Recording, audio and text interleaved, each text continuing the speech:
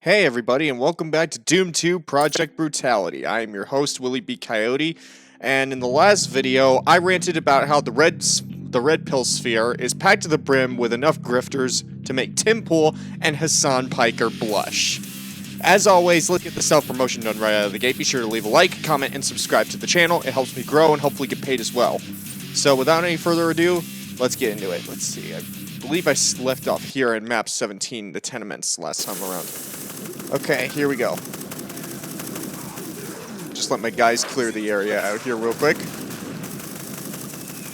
Right, so funny story. When I was doing the kind of dress rehearsal that I usually do for before I start recording, I actually finally managed to get my favorite mod for Project Brutality installed, which is this. The Johnny Silverhand reload for the Desert Eagle. Ah, I love it. But I'm low on ammo for the Desert Eagle, so I can't really use it right now. Okay, jump over here. Come up this way. Crack this guy open. So, for today's topic in the video that I'm going to talk about, I'm going to rant some more about video game adaptations. And specifically, I'm going to talk about two of my favorite video game series, which are Resident Evil and well, other than Halo, obviously, which is Resident Evil and Wolfenstein. Specifically, Wolfenstein 3D. Because I like the machine games, Wolfenstein games, but, I do, love the original Wolfenstein 3D. You know, it's fun, because as you can see, I love retro throwback shooters, you know? Anyways, I was thinking about, how would a Wolfenstein live action show movie work? Well, for one thing, it would have to be a movie. I don't think you could do a show out of Wolfenstein. Obviously, it would have to be, modeled after, it would have to be a more violent version of a classic World War II action film, like, say, for instance, The Bridge at Remagen or The Guns of Navarone. The Guns of Navarone, for me, would be the perfect frame of reference for how to do a Wolfenstein movie. And, but then there would be the question of who to get to play B.J. Blazkowicz. Well, for me, the choice is obvious. Alan Ritchson. Not even up for debate. Have you seen him in in Reacher, the Amazon series? He does the character of Jack Reacher so much justice in that show. Seriously. Alan Ritchson is just... he perfectly encapsulates what Jack Reacher is as a character, because... no disrespect intended to Tom Cruise, but Tom Cruise just doesn't really have the build to play Jack Reacher. Because, Tom Cruise... he might have a really good screen presence, but in real life, he's not a big dude. And Jack Reacher in the books is described as being a really big, muscular guy. Which Alan Ritchson fits to a T.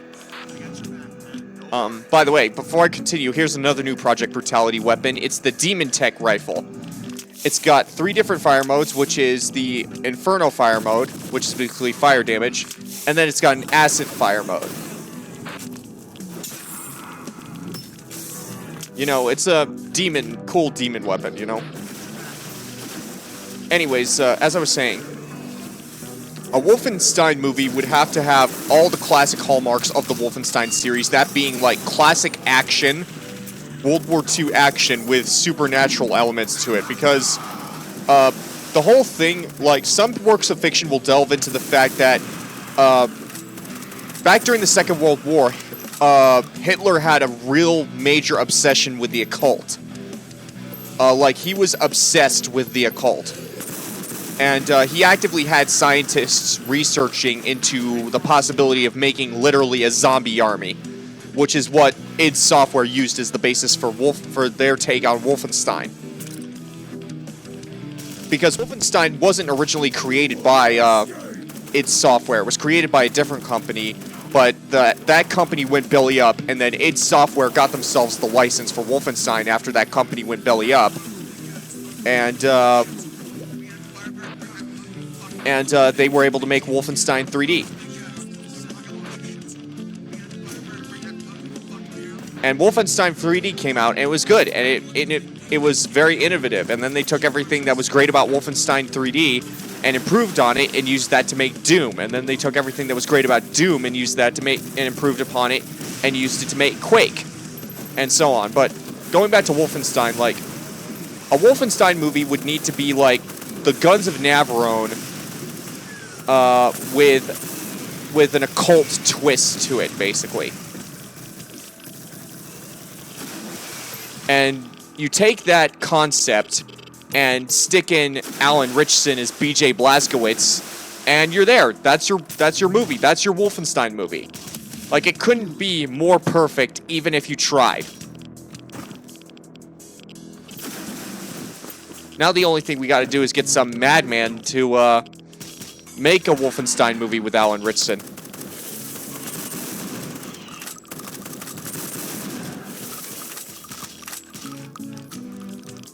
Okay, jump down here, over here.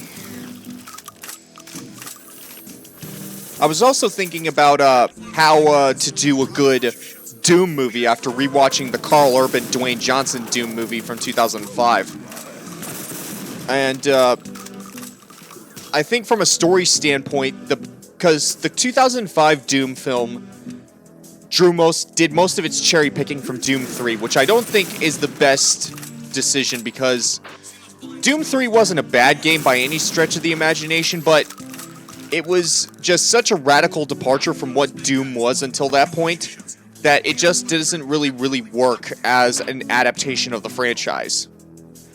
Which is why I personally think the best games to adapt from would be the reboot games, which are Doom 2016 and Doom Eternal. Like, so you take those games and adapt those, do most of your story cherry picking from those. Obviously, bring back Carl Urban to play Doom Guy. Like, not even a question. Like, Carl Urban makes for a good Doom Guy. Okay. Before I continue, though, I have to say, when I was running through this earlier, I had a hard time trying to find the yellow key, which I need in order to complete the level, and I've forgotten where it is just now from talking about video game movie adaptations. Oh well. Who knows what'll happen. Let's just get all the armor and health pickups here. So as I was saying, like, Carl Urban is Doom Guy with the story of Doom 2016 and Doom Eternal, and there's your movie. Make it fast-paced action, and you know, I think in terms of pacing, a good movie to draw from in terms of pacing and structure would be Mad Max Fury Road. You know, where you have, it's mostly action throughout, but you do have character moments that happen through the course of the action.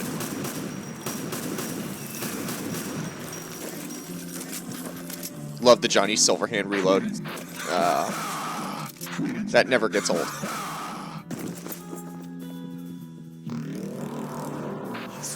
Okay, back this way. So you give a Doom movie based on the reboot games with the structure and pacing of Mad Max Fury Road, and I think you could have one of the best video game adaptations ever made. Obviously, and you would film it entirely in first person with certain scenes as like cutscenes. You know, you would have some scenes as filmed in a manner similar to cutscenes, and then you would have like the action sequences be in first person, so it's almost like you're watching a video game. Like, that's how I do a Doom movie. But moving on from that, I do it similarly for a Wolfenstein movie starring Alan Ritchson. You know, have those moments of, you know, character building in between the action sequences, and then once the action sequences start, you could have some play out as cutscenes and others play out as gameplay in terms of how it's filmed.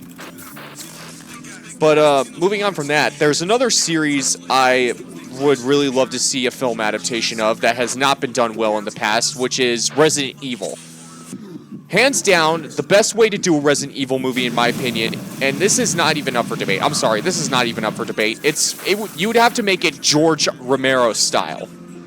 Like, because the Resident Evil games originally were meant as an homage to the work of George Romero, like Night of the Living Dead.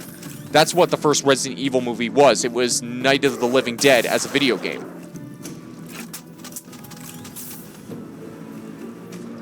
So you get that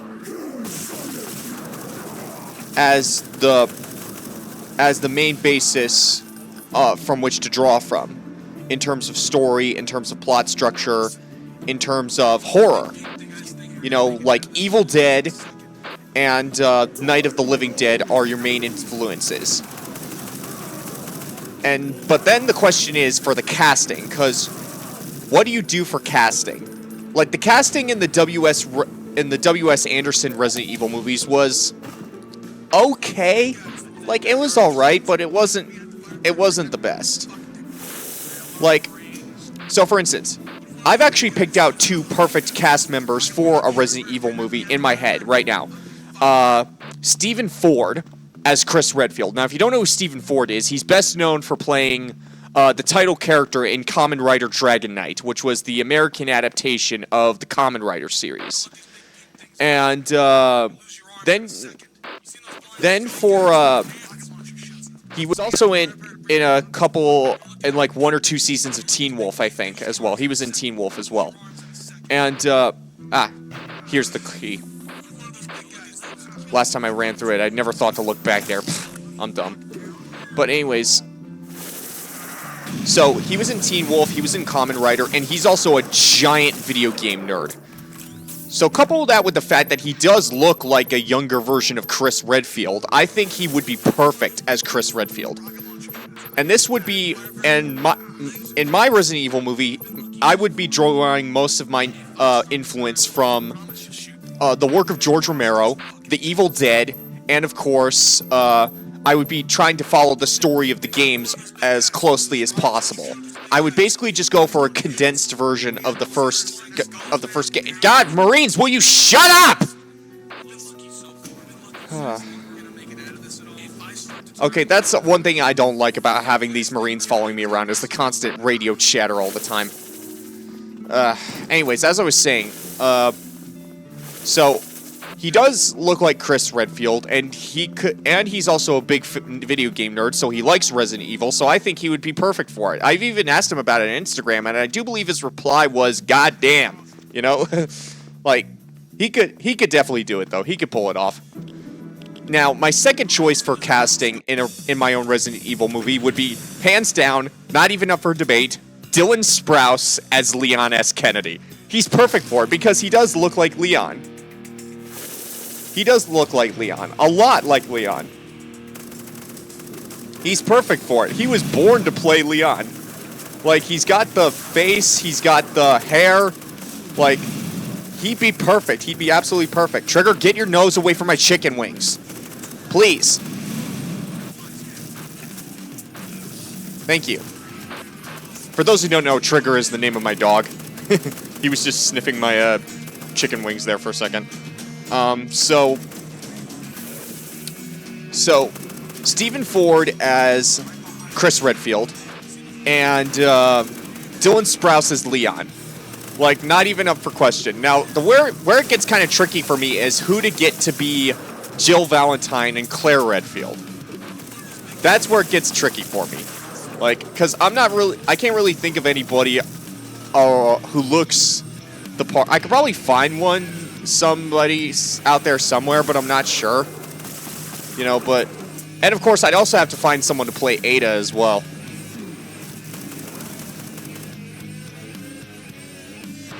Here we are. Got a yellow key.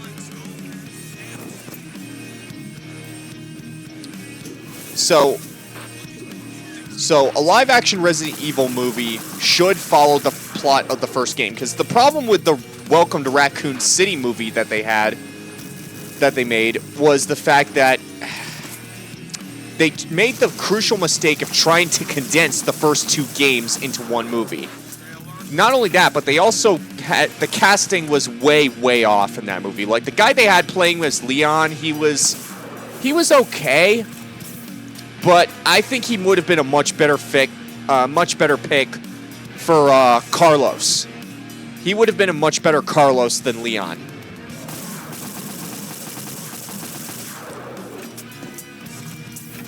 I mean, the dude didn't even have the right hairstyle for the part. I mean, come on. If you're going to be Leon S. Kennedy, you've got to have the hair down. You know?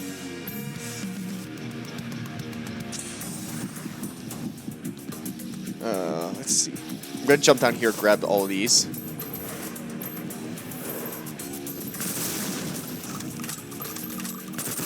Kill those guys. Thank you. Anyway. So, what else was I going to talk about? Oh, yeah.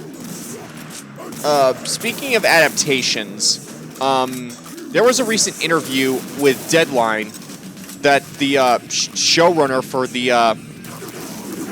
Netflix adaptation of One Piece talked about how they were learning from the mistakes they made with Cowboy Bebop.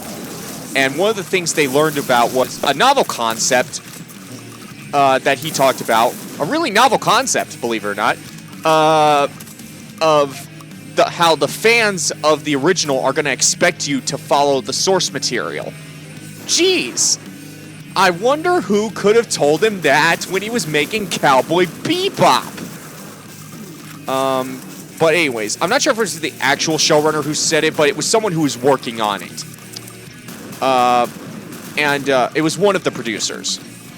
And that being said, something that does give me a little more confidence for the Netflix One Piece adaptation is the fact that Oda himself, the original creator of the manga, was directly involved in the production, unlike Cowboy Bebop, where they didn't even think to call Shinichiro Watanabe. And, and I've seen the trailers. It looks okay. It looks okay. There's some goofy bits here and there, but you know what? It's One Piece. That's kind of the whole point. It's supposed to have some goofiness to it. You know? And, not only that, but, it looks decent. It looks decent. I'm not gonna lie. I'm, kind of excited for it. Now, I am keeping my expectations for it measured because, it's Netflix, and they don't have the best track record with live-action adaptations of anime. I mean, they did Death Note, and we all know how that turned out. They did Cowboy Bebop, and we all know how that turned out. But here's hoping they've finally taken the hint and learned from their mistakes. So,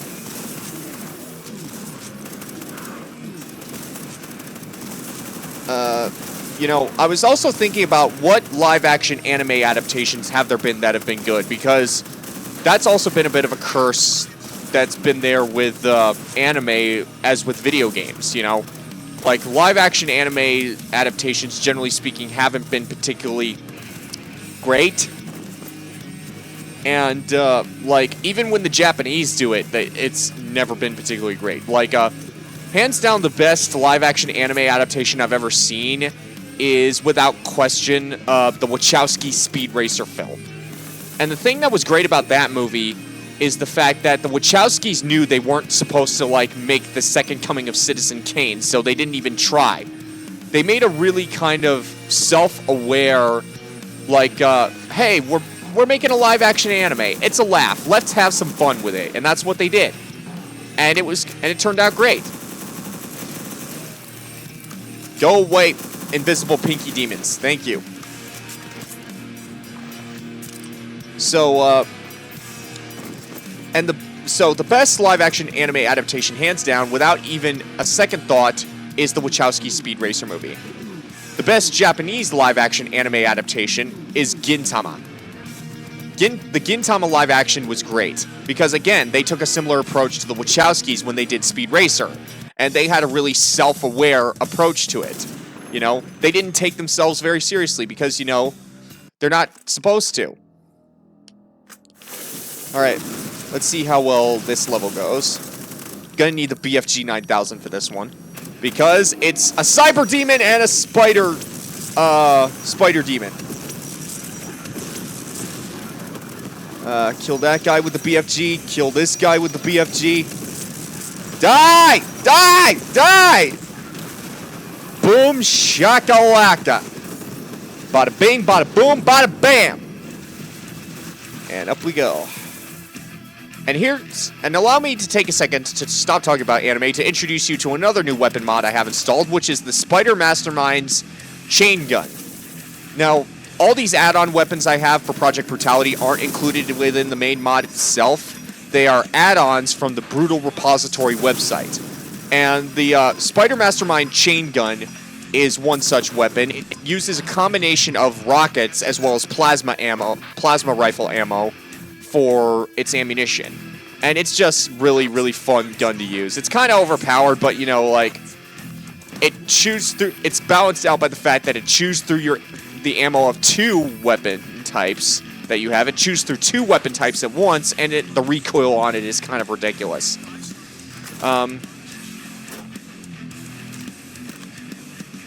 Let's see. Come back here. So as I was saying, the Gintama live action, the approach they took was to have it be self-aware and not take it seriously, not take itself too seriously, you know, like the Gintama anime does. You know, it goes over the top, and it knows it's over the top, and it knows it's ridiculous, but it's also what the particular elements of Gintama they decided to adapt. They essentially decided to adapt, spoiler alert, essentially a condensed version of the Benizakura arc, which I think was absolutely a perfect choice in terms of a live action to adapt into live action. Because, like, a lot of live action animes just adapt like the first story arc into live action, which I don't think is the best move because most of the people who are coming to watch it are already fans of the anime anyway. So what really is there a point of retreading what they already have seen up to that point? So with Gintama, they just decided to adapt the Benizakura arc, which I think was a smart move. This is another new Project Brutality weapon that comes with the mod by default as well. It's the Cryo Cannon. You have a standard freeze ray, which is full auto, and then you've got the Ice Missile, which is semi-auto. Uses the same ammo as the plasma rifle, and it can freeze your enemies solid. You can, just like Shaq with Icy Hot, it freezes your enemies and then burns them to ash. Here, with the with this, I can freeze my enemies and then pull out the flamethrower to burn them to ash. Just like Shaq with Icy Hot.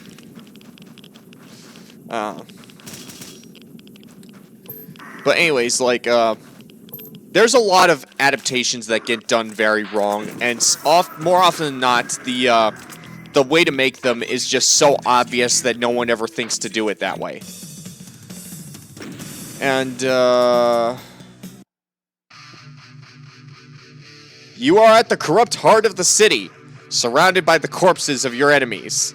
You see no way to destroy the creature's entryway on this side. You clench your teeth and plunge through it. There must be a way to close it on the other side. What do you care if you've got had to go through hell to get to it? So without any further ado, I think that's a good a spot as any to stop to end today's video on. And it looks like this has actually been the second time I've managed to record a video in one take. So yay for me! Thanks everybody for tuning in and watching again. Be sure to tune in next time. I've been Willie B. Coyote. Thanks for watching. I'll see you guys next time. Peace!